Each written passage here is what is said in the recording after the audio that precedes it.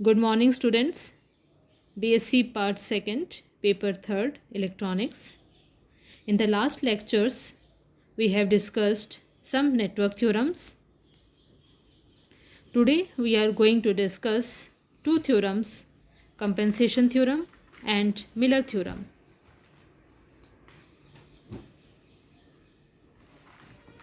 Compensation theorem.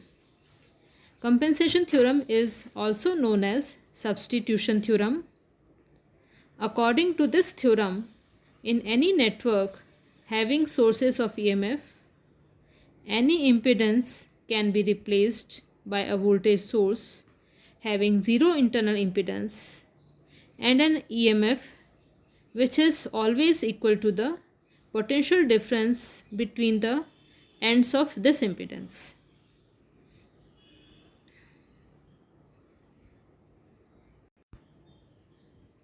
Compensation theorem को संभरण प्रमेय या प्रतिकार प्रमेय और कभी कभी प्रतिस्थापन प्रमेय भी कहते हैं।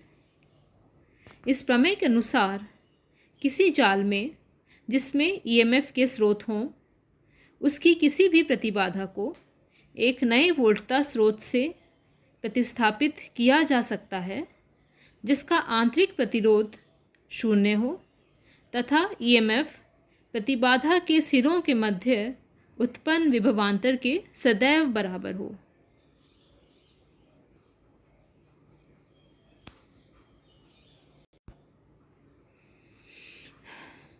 इस प्रमेय को सिद्ध करने के लिए हम एक परिपथ पर विचार करते हैं जिसे फिगर 1 में दिखाया गया है।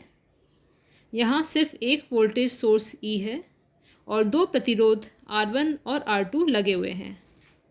इस प्रमेय के अनुसार R1 R2 में से किसी भी प्रतिरोध को हम एक तुल्य वोल्टेज सोर्स से रिप्लेस कर सकते हैं जिस वोल्टेज सोर्स का EMF इस प्रतिरोध के दोनों सिरों के मध्य विभवांतर के बराबर हो।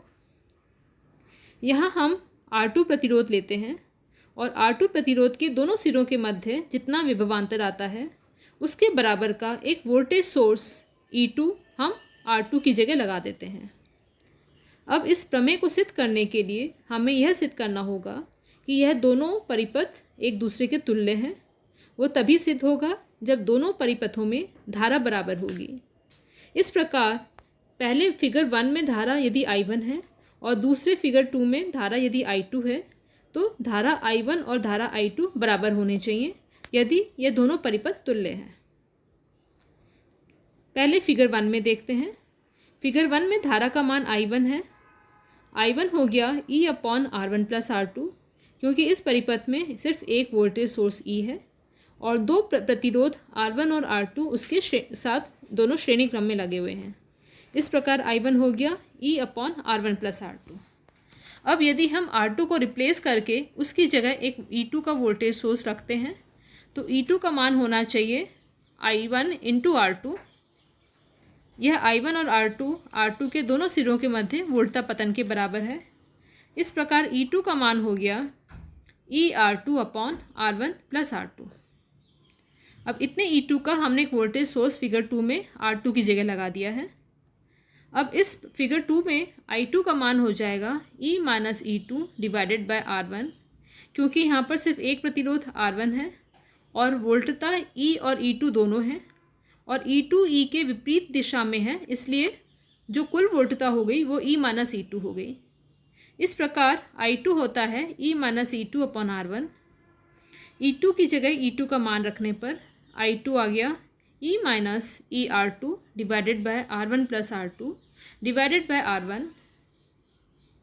इसको सॉल्व करने पर I2 आता है ER1 + ER2 - ER2 / R1 + R2। ER2 + ER2 और -ER2 कैंसिल हो गए। जो रिज़ल्ट आया है वो है ER1 / R1/R1 + R2। ER1 / R1 × R1 + R2। इस प्रकार I2 आया E/R1 + R2। यह इक्वेशन 2 है। इक्वेशन 1 और इक्वेशन 2 दोनों को कंपेयर करने पर हम देखते हैं कि I1 और I2 बराबर हैं। इस प्रकार यह सिद्ध होता है कि यह दोनों परिपथ एक दूसरे के तुल्य परिपथ हैं।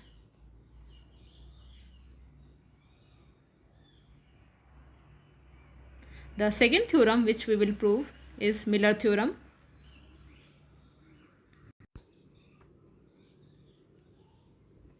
According to the Miller theorem, in a four-terminal network whose voltage amplification factor is A, if the impedance between input and output parts is Z, then this impedance is equivalent of an input impedance Z upon 1 minus A and an output impedance AZ upon A minus 1.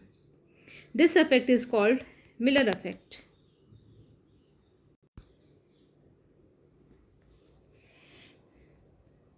Miller प्रमेय के अनुसार किसी चतुर terminal जाल के निवेशी व निर्गम port के मध्य प्रतिबाधा यदि Z है तो यह प्रतिबाधा निवेशी प्रतिरोध Z अपॉन 1 माइनस ए तथा निर्गम प्रतिबाधा AZ अपॉन A माइनस 1 के तुल्य होती है। इस प्रभाव को मिलर प्रभाव कहा जाता है।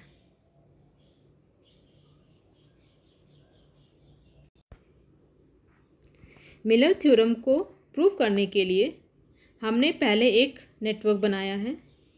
यहाँ हमने इनपुट और आउटपुट टर्मिनल्स के मध्य प्रतिबाधा Z लगाई है।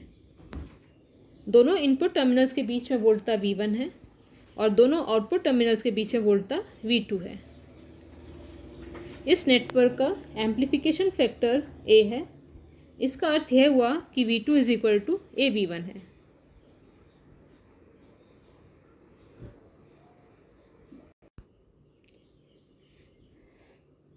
मिलर थ्योरम के अनुसार इस नेटवर्क को एक ऐसे नेटवर्क से प्रतिस्थापित किया जा सकता है जिसमें दोनों इनपुट टर्मिनल्स के मध्य प्रतिबाधा Z अपॉन 1 माइनस ए हो और निर्गम प्रतिबाधा AZ अपॉन A माइनस 1 हो। यह इस चित्र में फिगर 2 में दिखाया गया है। यहाँ पर इनपुट प्रतिबाधा Z इन लगा रखी है और आउटपुट प्रतिबाधा ZO लगा रखी है, जहाँ Z इन का मान Z अपॉन 1 माइनस ए है और ZO का मान AZ upon AZ upon A minus 1 है। V2 is equal to AV1 होता है, यह हम देख चुके हैं। I1 हो गया V1 minus V2 divided by VZ। इस डायग्राम से आप लिख सकते हैं I1 is equal to V2 minus V1 upon Z। V2 का मान AV1 रखने पर I1 हो गया V1 minus AV1 divided by Z। 1 minus AV1 divided by Z। Numerator और डिनोमिनेटर दोनों को 1 माइनस ए से डिवाइड करने पर I1 आता है V1 divided by Z upon 1 minus A. Z upon 1 minus A को Z इन लिखने पर I1 हो गया V1 अपॉन Z इन। इस प्रकार Z in is equal to Z upon 1 minus A है। यह इक्वेशन 2 है। इसी प्रकार I2 का मान निकालते हैं। I2 हो जाता है V2 minus V1 upon Z। यहाँ V1 की जगह V2 अपॉन A रख देते हैं। So I2 is equal to V2 minus V2 upon A divided by Z। यह आता है AV2 minus V2 divided by AZ is equal to A minus 1 V2 divided by AZ। अब numerator और denominator दोनों को A माइनस 1 से divide करते हैं तो I2 हो गया I2 is equal to V2 divided by AZ upon A minus 1। AZ upon A minus 1 को ZO रखने पर I2 आता है V2 बाय ZO। इस प्रकार ZO का मान आता है AZ upon A minus 1।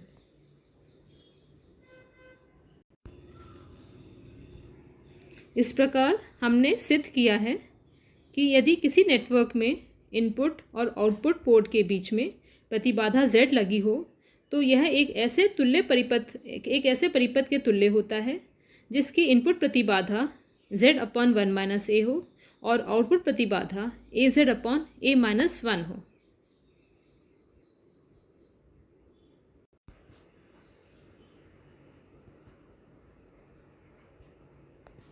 Thank you.